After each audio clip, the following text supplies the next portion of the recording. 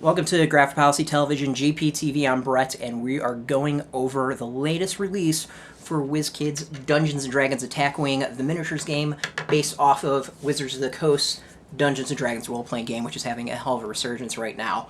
So for those who don't know, D&D Attack Wing is a miniatures game, so you use figures to build an army, and then you go out and battle other players with your army. It's all based off of points. And what we have here is the Wave 4 release. There's been a bunch of releases beforehand of various figures. The waves generally have been 3 figures each, usually about like 2 big figures and a small figure.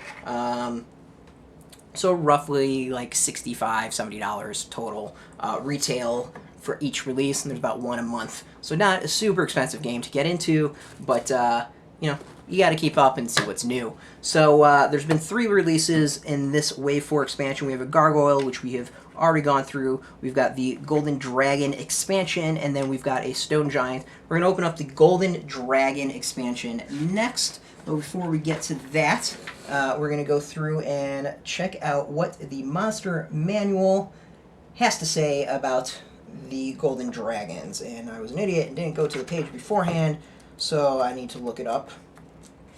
From what I remember, the Golden Dragon... Well, so here's the thing. Well, we'll just go with this. So the adult Golden Dragon...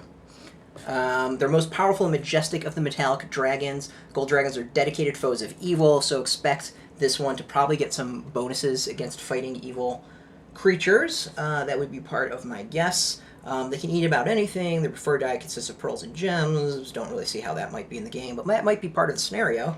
They are respected by other metallic dragons for the wisdom and fairness. They're most aloof and grim of good aligned dragons. They value their privacy to the extent they rarely fraternize with other dragons. Older gold dragons can assume animal and humanoid form, so there's a possibility we might see shape-shifting. I kind of doubt it, but you never know with the scenario. It'd be kind of cool to have something of that nature. They keep their hoards well-guarded vault deep within their lairs. They make their homes in out-of-the-way places. Blah, blah, blah. On initiative count, losing national dragon takes a lair action to cause one of the following effects. Dragon can't use the same effect 2 rounds. Dragon glimpses the future, so it has advantage on attack rolls. So these are layer actions. Ability checks and saving throws until initiative counting 20. One creature the dragon can see within 120 feet of it must succeed on a charisma die, so that could be done. There are regional effects that contain a legendary gold dragon's lair is warped by the dragon's magic, which creates one of the following effects. They can understand language, sleep. Don't really see how that would be. Banks of beautiful opalescent mist manifest. That's a possibility. So generally, they've got multi-attacks, bite, claws, and tails, frightful presence we might see. As far as breath weapons, they tend to have a fire breath and a weakening breath. I would imagine we'll see weakening breath. Fire breath we've seen multiple times in a few dragons already. They have legendary resistance. So there's a possibility that it'll have something to do with saves. And then they can take 3 legendary actions, choosing from the option below attack. They can make a wisdom check, tail attack, or wing attack.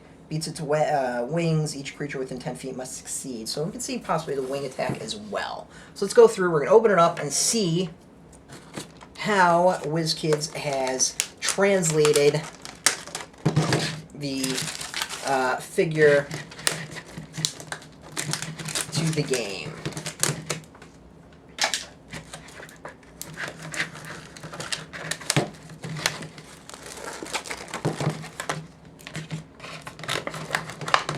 See quite a few of these being used, and it could be pretty cool, adding some new dynamics overall.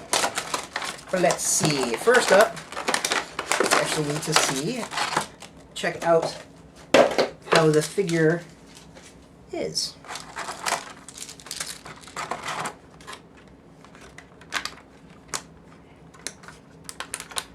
Let's get it out of its packaging.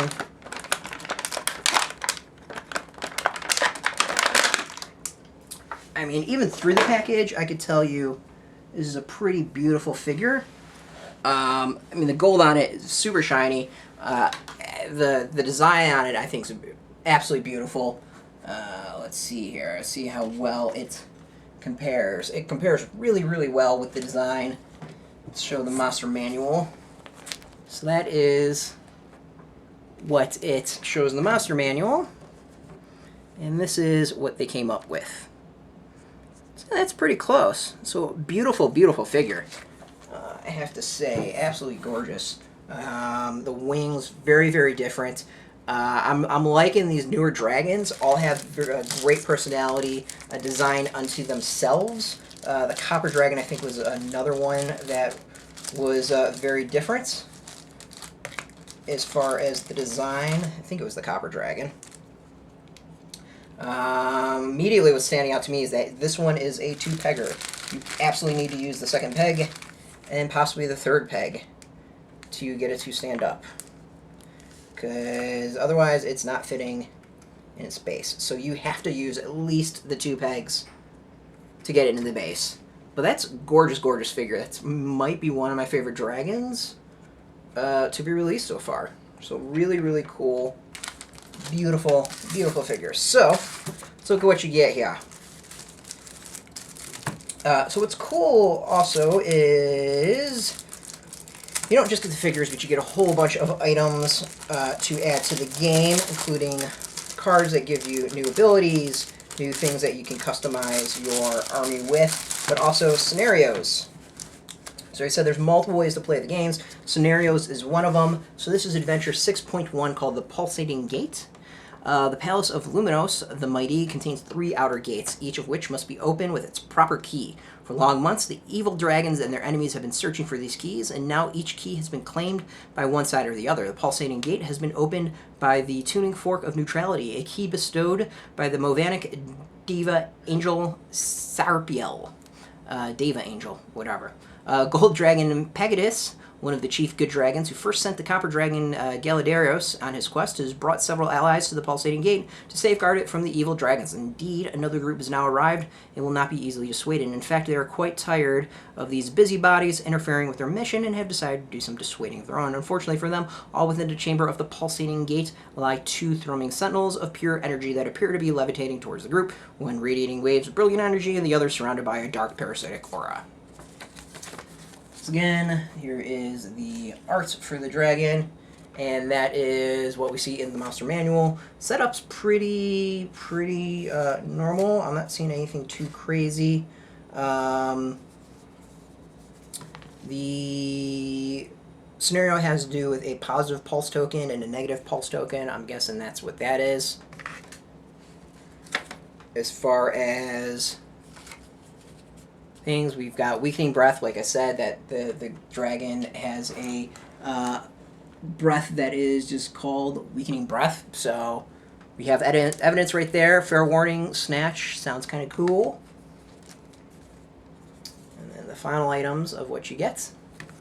You get a lot of tokens in this game. You will never use the majority of these tokens, but you get them. So let's go and check out the various cards. You get a lot of them on this one. So we have Snatch token. So a creature with a Snatch token suffers the following effects. The creature cannot choose a maneuver, move, change altitude, perform actions, attack, or roll a defense dice. Creature discards all altitude tokens and receives an altitude token that matches that of the snatching creature. If any, if the creature falls to the ground, it lands and rolls 2 attack dice. The creature sustains damage from a hit and critical hit. The creature does not roll defense dice or use armor to deflect this damage. So clearly we have yet another new ability. Well, that's a hell of a move. So Flight. The Gold Dragon is, I believe, now the fastest creature in the game with a move of 6. I'm pretty sure there's none other right now that has a move of 6. I'm looking really quick. I see some 5s, a lot of 4s, some 5s. No. That's looking like that is indeed the fastest unit in the game. So that's a hell of a move. Notice very little red. That's an amazing movement for any figure at all. On ground, as expected, it has really not that great of a move, a lot of red. So you want a figure that's going to be in flight a lot. And this thing can book, so that's pretty impressive. It's really, really cool. And it's expensive, not going to lie. So 41 points for a level 5 and 52 points for level 12. Now, normally you're playing about 120 points in the game, so your gold dragon's taking up like half your points.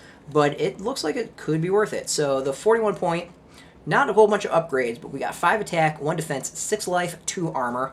Compare that, we've got 5 upgrades total. 5 attacks, 1 defense, 7 life, 2 armor. The target, and it has an action. You can target 1 face-up damage card on yourself or another friendly figure within range 1. Flip that damage card face down. You can't attack this round. So you get the ability as an action to not just flip a damage card to yourself, but you can also do it to a friendly character. So that's really, really cool. Not too shocking. We can see some fire. It's good as expected. Let's go through the upgrades. So we have spell. Alright, so let's go with Cure Wounds. So the creature does really well with some good guys. You have 2 options with this for cost 3. It's a level 1+. You disable this upgrade to remove 1 face down damage card from yourself or one other non-friendly. Basically a friendly creature at range 1 to 2 in any direction. You cannot attack this route. Disable this upgrade to target 1 face-up damage card on yourself or another friendly creature with 1 to 2 at any direction. Flip that damage card face down. You can't attack this round.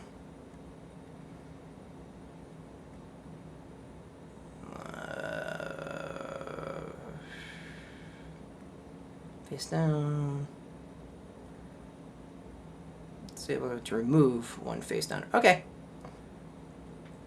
So, kind of cool. So, you can't attack this round, so what you're able to do is now take a damage and then place it face down, and then you can disable this upgrade and remove 1 face down damage. So, you can actually use this to remove damage and heal a creature, hence the title, Cure Wounds. Sorry, it took me a little bit to read it through and pick up on what it was doing. So, that's cool. So, we actually have a card here that is going to protect creatures. So you could either give it to this figure, which I don't think I would want to, or another magic user to cast it around. That could be a really, really cool combination. This is a counter spell. You may discard this card after a creature activates a spell upgrade with range 1 to 3 in your forward arc. If you do so, the counter spell upgrade has no effect. All costs for activating a spell upgrade remain spent, and the creature's action or attack is wasted. After activating the counterspell, you cannot attack for the rest of the round. So now we have the ability to stop people from casting spells that is level 5 or greater, cost of 5, so a little bit expensive. And let's see what we have as far as upgrades for dragons. We have Fire Breath. It's pretty common. It's been in a lot of sets already. We have the Campaign Artifact. This is the Luck Gem. After rolling the attack or defense die, you may discard this upgrade to re-roll the entire roll. So that's pretty cool. Give you a free re-roll, basically. Weakening Breath. It's a breath weapon. We said that it probably would, according to the Monster Manual, have that sort of item. The attack, you 2 dice against creature. So you do a 2 dice attack against every creature in a range 3 cone, ground, or air in your forward arc. This attack penetrates armor. If you inflict at least 1 damage against a creature, it sustains no damage but receives the continuous effect below. The continuous effect is each affected creature rolls -3 attack dice each time it makes a melee attack, minimum 1 die. When this effect ends for any reason, discard this card. It's +5 for non-dragons. So basically, you're really making it difficult for your opponents. It's a pretty cool card. Rush in there, blast the other players. What we're seeing with this wave and the previous wave is you having to spread out your forces a lot more and be smarter in your maneuvering. The first 2 waves, you could basically just rush in there and just start beating people. With this and a couple of the other spells and abilities that are now out there, makes it a little bit more difficult. We next have a Fair Warning. It's a special ability. You force one creature at range 1 to 3 in your forward arc to receive a continuous effect below. If you attack the affected creature, you must discard this upgrade card, remove its effect token from the affected creature. After any attack made against you by the affected creature, you may make an immediate follow-up attack against that creature. This is a free attack and does not count as your one attack for this round, but this does count as an attack against that creature. Must be a gold dragon to equip, so basically it allows you to do a counterattack. Why wouldn't you call it a counterattack? I don't know. And then finally we have Snatch, which is what the ability I read. It's cost 5, so a little bit expensive. You spend your target token and place 2 counters on this to upgrade, make a primary weapon bite attack against a non-troop creature that has a small base at range 1 in your forward arc. If you inflict at least 1 damage, the target sustains no damage, but receives the continuous effect below. The affected creature receives a Snatch token, see reference card. After you move the creature, place itself within range 1 of your forward arc facing direction of its choice. If you're now in the air, creature cannot fly, it falls to the ground. When this effect ends for any reason, discard this card. So, not just is it a very specific card, but you have to do it against a non-troop creature with a small base. So you're not using this against other dragons, you're using this at like small figures like this. So really, really, really specific. If you know you're going against a lot of troop, probably not going to want to use it. If you know you're going up against a lot of players who are going to be using special one-off characters like this, you might want to start using it. So overall, interesting mix. A lot of the stuff I think kind of matches what the creature does. We have some healing stuff. The Weakening Breath is straight up the dragon. Fire Breath, the counterspell is kind of cool, much needed. Cure Wounds sounds really awesome as far as the ability, but it's, again, a really expensive dragon, but it's a beefy dragon. It's right now the fastest figure in all of the game, so pretty impressive stuff, but you're going to pay a lot of points for it. Definitely want to use it if with combinations of stuff, and possibly if I was doing a higher point game, 200, 300 points, maybe 500 points, I'm absolutely going with the Golden Dragon. I think that would be awesome. And hell, I'm going with the beefy Golden Dragon at 52 points. So there we go. Another set for Wave 4 of Dungeons & Dragons Attack Wing from Wizkids. This is Graphic Policy Television, GPTV. I'm Brett. Thanks for watching. Of course, we're going to go over the final release of the set, The Stone Giants, very soon. You can catch us every single day at graphicpolicy.com. You can see us on Twitter, YouTube, Facebook, all at Graphic Policy. We keep it nice and consistent. Until next time, keep the dice rolling and keep it geeky.